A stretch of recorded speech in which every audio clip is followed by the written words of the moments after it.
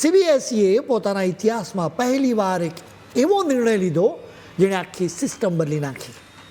બોર્ડે પેપર તપાસનારા શિક્ષકોના હાથમાં અસલી ઉત્તરવહીઓ એટલે કે ફિઝિકલ આન્સર શીટ આપવાનું માંડી વાળ્યું.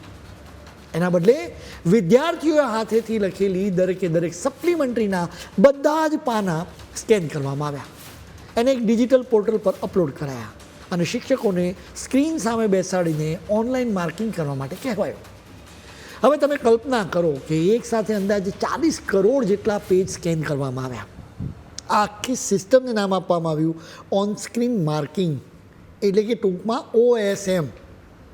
બોર્ડનો ઈરાદો બહુ સ્પષ્ટ હતો, કામ ઝડપથી થાય, ચોકસાઈથી થાય અને આખી પ્રક્રિયા આધુનિક બને. જોકે જે આશાઓ સાથે આ ટેકનોલોજી લાવવામાં આવી હતી ને, એનાથી બિલકુલ વિપરીત પરિણામ આવ્યું. આ નવી સિસ્ટમને કારણે ભયંકર છબરડાઓ સામે આવ્યા. ધોરણ 12ની પરીક્ષાના પરિણામો આવતાની સાથે જ ફરિયાદો ઊભી થવા લાગી.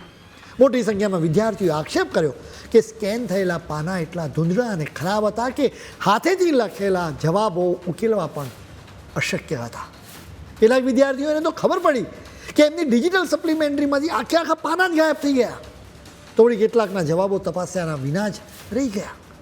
હવે હદ તો ત્યારે થઈ ગઈ જ્યારે દિલ્હીના એક વિદ્યાર્થીના હાથમાં જે આન્સર શીટ આવીને એની હતી જ નહીં, એ કોઈ સાવ બીજા જ બાળકની ઉત્તરવહી હતી.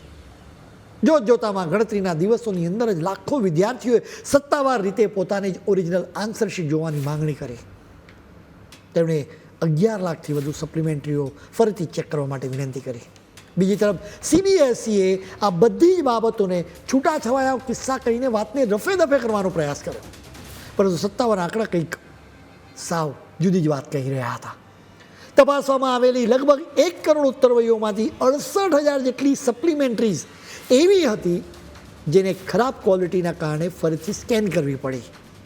એટલું જ નહીં, વારંવાર સ્કેન કરવા છતાં પણ જ્યારે અક્ષરો ઉકેલા નહીં ત્યારે 13,000થી વધુ પેપર્સને છેવટે મેન્યુઅલી એટલે કે હાથેથી જ તપાસવા પડ્યા. આ કોઈ એકાદ બે સામાન્ય ભૂલો નહોતી, આ તો આખી સરકારી સિસ્ટમનો અને ટેકનોલોજીનો ધબડકો હતો.